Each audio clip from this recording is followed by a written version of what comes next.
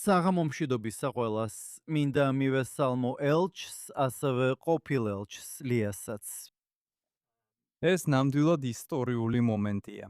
იმიტომ რომ განსხვავებით ჩვენი წინა პანელისგან ევროპაზე და ჩრდილოეთ ამერიკაში რთულ სიტუაციაზე, ლათინურ ამერიკაში ჩვენ იმედს ვხედავთ. და ნამდვილად ნათელ მომავალს. მოდით დავიწყოთ ელჩ ეზრასთან ერთად. შეიძლება დავიწყოთ ბოლო სიახლით. რა თქმა უნდა, კოლუმბიაში საპრეზიდენტო არჩევნებში ის კანდიდატი გაიმარჯვა, რომელსაც ისრაელის მხარდამჭერი და ტრამპის მიერ მხარდაჭერილი იყო. დიახ, ვიფიქრე, ითხოვდი, რომ მესიმ გაიტანა გოლი ახმონდელ თამაში ავსტრიასთანაც, მაგრამ ხომ? დაუდა აღინიშნოს, რომ მან ასევე პირობა დადო, რომ გახსნის საელჩოს იერუსალიმში. ასე რომ ეს შესანიშნავი ამბავია. ასე რომ ელჩო ეზრა, როგორც ქვეყნის წარმომადგენელი, რომელსაც ისრაელთან ხანგრძლივი ისტორიული ურთიერთობა აქვს, როგორ ხედავთ ამას? როგორ აფასებთ ამ ნაბიჯს, რომელიც ლათინურ ამერიკაში მემარჯვენე კანდიდატების გამარჯვებების სერიაში ბოლო მოვლენაა? დიდი მადლობა თქვენ. დღეს ნახე რუკა ლათინური ამერიკის ქვეყნების შესახებ, რომლებიც მემარჯვენე მხარეს არ არიან და მათგან მხოლოდ 4-ია დარჩენილი. ასე რომ ლათინურ ამერიკაში მოვლენები ყალიბდება. და სანამ თქვენ ევროპასთან ამაზე საუბრობთ, მეგობრებო, ერთი ფანჯარა იხურება და მეორე იღება. მოდით ლათინურ ამერიკაში. როგორც თქვენ ახსენეთ, ელჩო ფიც, ეს არის ბოლო გამარჯვება, რომელსაც ვხედავთ ლათინურ ამერიკაში. რასაც მოჰყვა ჩილე, არგენტინა, კოსტა-რიკა, სადაც თქვენ მსახურობდით, ბოლივია და ეკვადორი. დიახ და ჰონდურასი, რა თქმა უნდა. და პერუ. კარგი, ასე რომ სია გრძელდება. და კიდევ ერთი მნიშვნელოვანი სიახლე ისაა, რომ გენესისის ფონდი, რომელშიც უშუალოდ ხართ ჩართული და ისრაელის მოკავშირეთა ფონდი მომავალ კვირას არგენტინაში ისტორიულ კონფერენციას ატარებენ. ორივე, პრეზიდენტ მილეის და ბრაზილიის საპრეზიდენტო არჩევნებში წამყვანი კანდიდატის ხელმძღვანელის მონაწილეობით. მინდოდა გითხოთ, როგორ აფასებთ ისააკის შეთანხმებების გაფართოებას ლათინურ ამერიკაში? კარგი, სანამ დავიწყებ, უბრალოდ მინდა გამოვეხმაურო კოლუმბიიდან მოსულ სასწრაფო ამბებს. რადგან დილით კოლეგისგან მივიღე შეთხობინება, რომელმაც ვკითხა. ესე იგი, ჩვენ აქვთ Jerusalem News Syndicate-ში და ესპანურად მითხრა, გპირდები, რომ 7 აგვისტოს საღამოს 5 საათზე ჩვენ აღვადგენთ ურთიერთობებს ისრაელთან. ეს ძალიან კონკრეტული თარიღია და ეს თარიღი არის ახლად არჩეული პრეზიდენტის ინაუგურაციის დღე. ეს მართლაც საოცარია. და როგორც ვახსენეთ, ისინი ალბათ მალე ან მოგვიანებით მოისმენენ განცხადებას საელჩოს ჩვენს მარადიულ დედაქალაქში გადატანის შესახებ, რაც ასევე ფენომენალურია. ამიტომ ვფიქრობ, რომ კოლუმბია უბრალოდ ბოლოა იმ ნაბიჯების სერიაში, რაც თქვენ ახსენეთ და რაც ლათინურ ამერიკაში ვიხილეთ. ეს არის ისაკის შეთანხმებების ჩარჩო. ეს არის ის, რისკენაც ვისწრაფით, რასაც ვცდილობთ და რისთვისაც აფორიაში ვმუშაობთ. რომ ლათინურმა ამერიკამ აირჩიოს ისრაელი. არა იმიტომ, რომ ამას ეუბნებიან, არა იმიტომ, რომ ფიქრობს, რომ ასე უნდა, არამედ იმიტომ, რომ თავად უნდა, რადგან ხედავს საერთო ღირებულებებს, საერთო კეთილდღეობას, საერთო უსაფრთხოებას და ურთიერთობას, რომელიც ორივე მხარისთვის სარგებლის მომტანია ისრაელსა და ლათინურ ამერიკას შორის. და ამას ყველა დონეზე ვაკეთებთ, მთავრობიდან მთავრობამდე, საკანონმდებლო ორგანოდან საკანონმდებლო ორგანომდე. ასე რომ, რაც თქვენ ახლახან ახსენეთ, რასაც ვაკეთებ ისრაელის მოკავშირეთა ფონდთან ერთად, სადაც ლათინური ამერიკის 11 სხვადასხვა საკანონმდებლო ორგანოს ბუენოს-აირესში მივიყვანთ ამ კვირის ბოლოს, რათა ხელი მოაწერონ საერთო პრინციპების დეკლარაციას. ეს უკვე ბრაზილიასთან ერთად გავაკეთეთ. ესე რომ ბრაზილია, სადაც დღეს ძალიან უარყოფითად განწყობილი აღმასრულებელი ხელისუფლება გვყავს, იმედი მაქვს ეს ოქტომბერში შეიცვლება, მაგრამ იქ ძალიან ნეგატიური აღმასრულებელი ხელისუფლებაა. ჩვენ შევძელით საკანონმდებლო ორგანოსთან მუშაობა, სადაც მათ აქვთ საგზაო რუკა თუ როგორ გააღრმავებენ ურთიერთობებს ისრაელთან მომდევნო 9 თვის განმავლობაში. და ამიტომ გვინდა ეს მთელ რეგიონში გავაკეთოთ და ასევე ადამიანებს შორის ურთიერთობების დონეზეც. ამიტომ, როგორც ჩემი კოლეგა ელჩი აქ აღნიშნავს, პესიმიზმი, რომელიც ევროპაში დაინახეთ, პოტენციალი, რომელსაც აფრიკაში ხედავთ, რეალობაა ლათინურ ამერიკაში. ძალიან კარგი. ეხლა ლეა, შენ მაიამიში ხარ დაფუძნებული, მაგრამ ძალიან უშუალოდ ხარ ჩართული ლათინო თემის ცხოვრებაში აშშ-ში, რომელიც მოსახლეობის 20%-ს შეადგენს და ყველაზე დიდი ეთნიკური ჯგუფია აშშ-ში. მაინტერესებს, როგორ ხედავ ამ ეფექტის გავლენას ლათინოებზე ამერიკაში. თითქოს ერთგვარი ჯაჭვური ეფექტი, რაც მათზე მოქმედებს, იმაზე დაყრდნობით, რაც შეიძლება მათ სამშობლოში მოხდა. საოცარი კითხვაა. ფიქრობ, რომ ამ ახალი ურთიერთობების გახსნით იცი, ებრაელ ხალხს ისრაელში ახლა ნამდვილად სჭირდება კარგი ამბები და ვერასდროს გამოვყოფ საკმარისად. რამდენად მნიშვნელოვანია, რომ ნამდვილად გამოვიყენოთ ეს ახალი დიპლომატიური, ეკონომიკური და ტექნოლოგიური შესაძლებლობა, რომელიც ჩვენს წინაშია, იმის გათვალისწინებით, რაც ევროპაში და თუნდაც შეერთებულ შტატებში ხდება.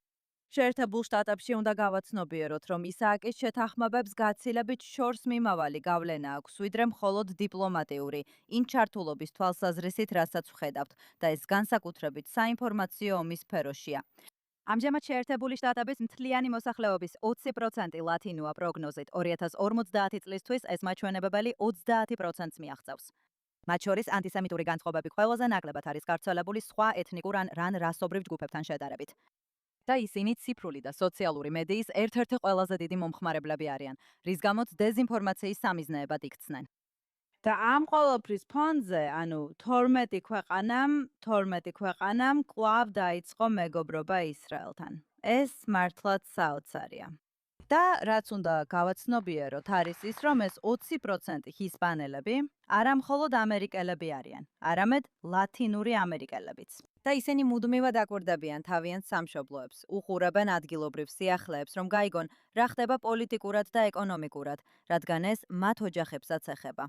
ამიტომ, ყველაფრის გათვალისწინებით, რაც ხდება, ჩვენ უნდა გამოვიყენოთ არა მხოლოდ დიპლომატიური და ეკონომიკური შესაძლებლობები, არამედ უნდა დავწმუნდეთ, რომ ვესაუბრებით ებრებით 650 მილიონ გლობალურ ესპანურენოვანს, რათა მათაც იცოდნენ, რომ ეს კარგი ამბავი ხდება.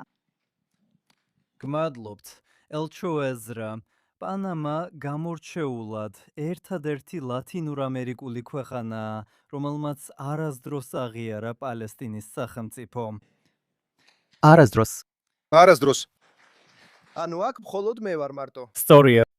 მაგრამ ჯერჯერობით ეს არის შენიშვნა, ხომ ესეა? ჯერჯერობით პანამა ჯერ კიდევ ინარჩუნებს თავის საელჩოს თელ-ავივში. კითხვა, ხედავთ თუ არა, რომ ეს შეიცვლება, თუ არგენტინა და შესაძლო ბრაზილიაც საუკეთესო შემთხვევაში გადაიტანენ თავიანთ საელჩოებს იერუსალიმში, როგორც პრეზიდენტი. მილეიმ და ბრაზილიელმა სენატორმა, რომელიც წამყვანი კანდიდატია, ორივემ დადეს პირობა. ასე რომ 24 თვის წინ, როცა შევხვდი ჩემს პრეზიდენტს ხოსე რაულ მოლინოს და მან მონცა ეს დავალება, მითხრა: ეზრა, მინდა გააძლიერო პანამასა და ისრაელს შორის ურთიერთობა. მინდა რომ გააფართო შენი საელჩო, მაგრამ გთხოვ არ დამისვა საელჩოს გადატანის თემა. ჩვენ და ამბობს, აქ ძალიან მშვიდი გარემოა ებრაელებსა და არაბებს შორის და მინდა ასე დარჩეს. ასე რომ, თუ მკითხავ და სასწორზე დავდებთ პალესტინის ხელისუფლების არაღიარებას და საელჩოს გადატანას.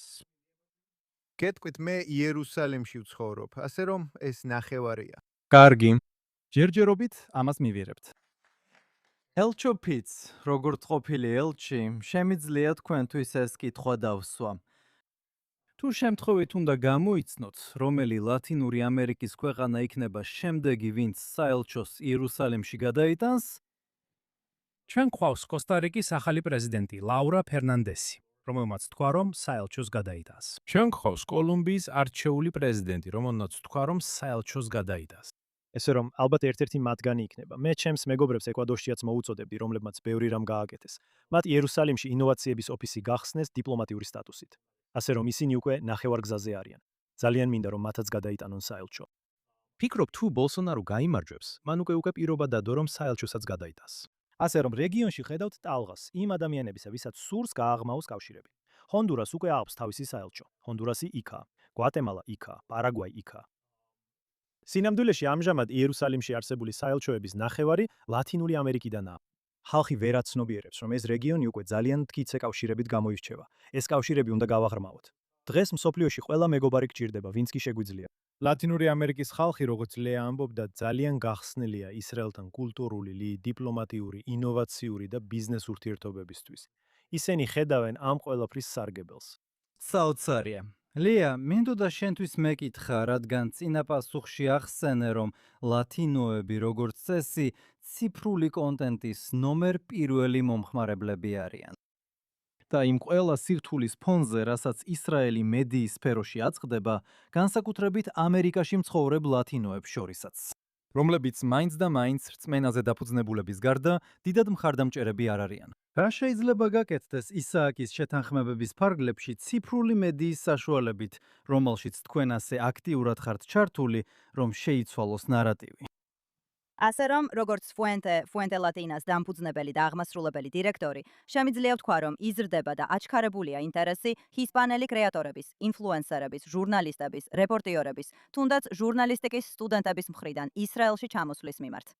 და ეს იმიტომ, რომ 7 ოქტომბრის შემდეგ Fuente Latinam წარმატებით ჩამოიყვანა 300 არაებრაელი ესპანურენოვანი ჟურნალისტი, რომლებიც არც ევანგელისტები არიან. რაც ჩემი აზრით ბევრს ამბობს იმ მოკავშირეებისა და პოტენციური მოკავშირეების რაოდენობაზე, რომლებიც ესპანურენოვან სივრცეში გვყავს. თუ მხოლოდ ციფრებს შეხედავთ, განსაკუთრებით შეერთებულ შტატებში ჰისპანელები ამერიკა-ისრაელის ურთიერთობის მომავალი არიან და ჩვენი საუკეთესო პოტენციური მოკავშირეები ანტისემიტიზმთან ბრძოლაში, მხოლოდ ციფრების მიხედვითაც კი.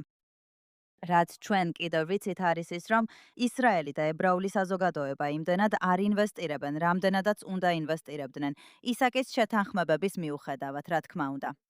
მაგრამ მედიისა და კომუნიკაციის სივრცეში ირანი ესაუბრება ჰისპანურ მოსახლეობას. ჰეზბოლა ესპანურად ესაუბრება ჰისპანურ მოსახლეობას. კატარს აქვს ალ-ჯაზირა ესპანურ ენაზე, რომელიც ესაუბრება გლობალურ ესპანურენოვან აუდიტორიას.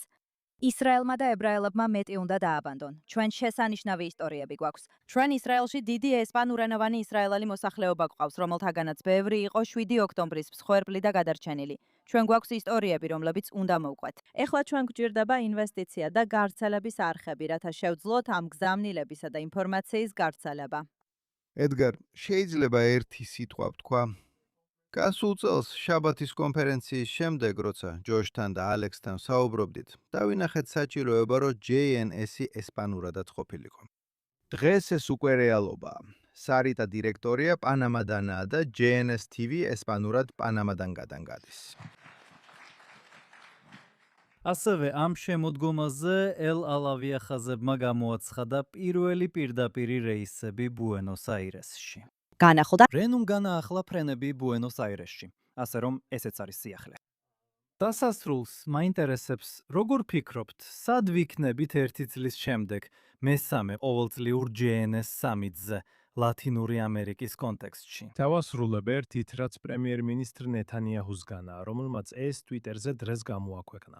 და ვფიქრობ, ეს სიმბოლურად ასახავს იმ მიმართულებას, საითაც მივდივართ. და მან თქვა: ისრაელის მეგობრები იმარჯვებენ, რაც კოლუმბიასაც ეხება და ვივა ისააკის შეთანხმებებს. ასე რომ ვფიქრობ, ამას მომავალად ვხედავთ.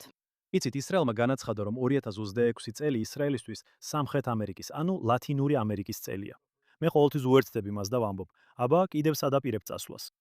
მაგრამ ჩვენ ამას მივიღებთ და ჩვენ დინებას მივყვებით. ვფიქრობ, ამ რეგიონისგან კიდევ ბევრ პოზიტიურ რამეს ვიხილავთ აქ, ყველას დახმარებით. გასაოცარია. გუშინ საუბარი მქონდა ალექს აქსელვანიშთან, არგენტინის ელჩთან. და ვკითხე მას, აბა სად ვართ ისააკის შეთანხმებებთან დაკავშირებით, რადგან ის იყო დამფუძნებელი და ეს მისი ინიციატივაა. და მითხრა, რომ ისააკის შეთანხმებებს უნდა ქონდეთ სხეული და სული. და სული არის ლათინური ამერიკის ისრაელთან დაკავშირება. და სხეული არის ფული, ხო ასე? ასე რომ ის მუშაობს რამდენიმე ინიციატივაზე IDB ბანკთან, ისრაელის ფინანსთა სამინისტროსთან და ასევე შეერთებულ შტატებთან. როგორც კი ფული გვექნება, შეგვიძლია ავტორიტეტით მივიდეთ ლათინური ამერიკის მთავრობებთან და ვუთხრათ, რომ ისრაელი აქ არის. ისრაელი მზად არის მისცეს ესა და ის. და შემდეგ ჩვენ დავინახავთ იმ ქვეყნების რაოდენობის მკვეთრ ზრდას, რომლებიც ისააკის შეთანხმებებს უერთდებიან. გასაოცარია. ლეა? მე ვფიქრობ, რომ ჩვენ ვიხილავთ კარგ და პოზიტიურ სიახლეთა ზრდას ისრაელიდან ესპანურენოვან მედიაში, რაც უკვე შესამჩნევად იზრდება. მე ვფიქრობ, რომ ჩვენ ვიხილავთ ტურიზმის მნიშვნელოვან ზრდას, რაც ისრაელს ძალიან სჭირდება ბოლო 3 წლის ომის ფონზე.